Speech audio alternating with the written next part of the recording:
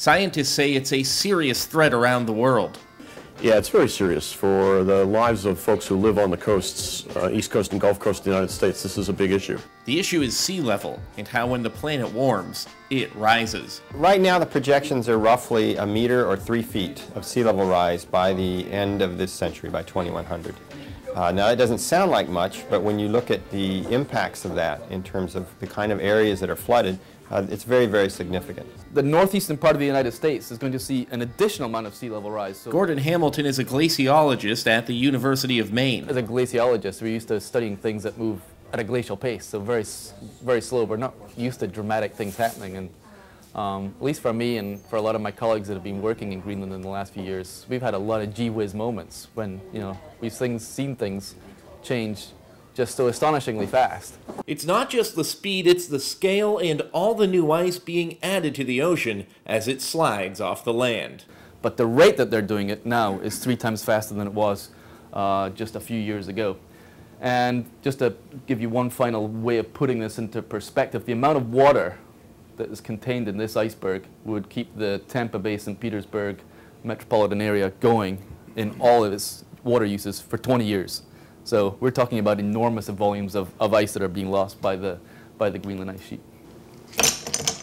And although the icebergs aren't in liquid form, they're still displacing the same amount of ocean volume as they would as if they were melted. And we know that from, well, it's called Archimedes' principle, but most people better understand it in terms of ice cubes in their cocktail glass. When you put ice in your cocktail, the drink gets bigger, but when the ice cubes melt, the drink doesn't continue to get bigger. It's still the same volume, and it's the same principle for sea level rise.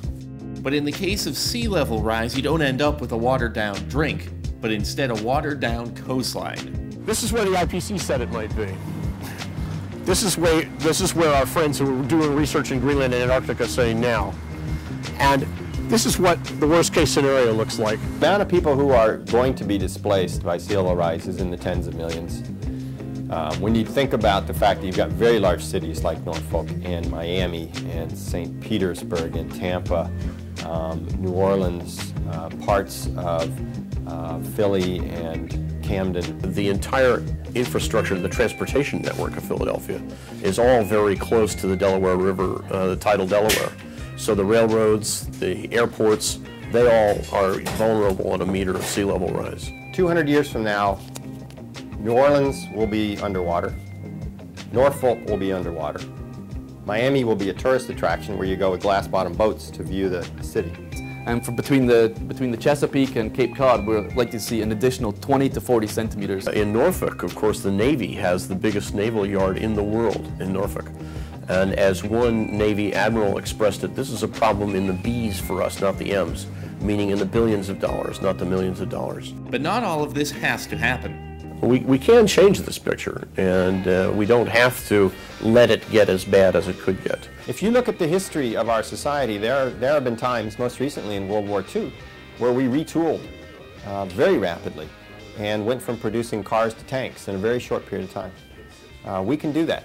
If we put our minds to it, if we view it as a national urgency, if we view it as a national problem, we can tackle it. To learn more about sea level rise, what it means to you, and what you can do about it, go to cleanair-coolplanet.org.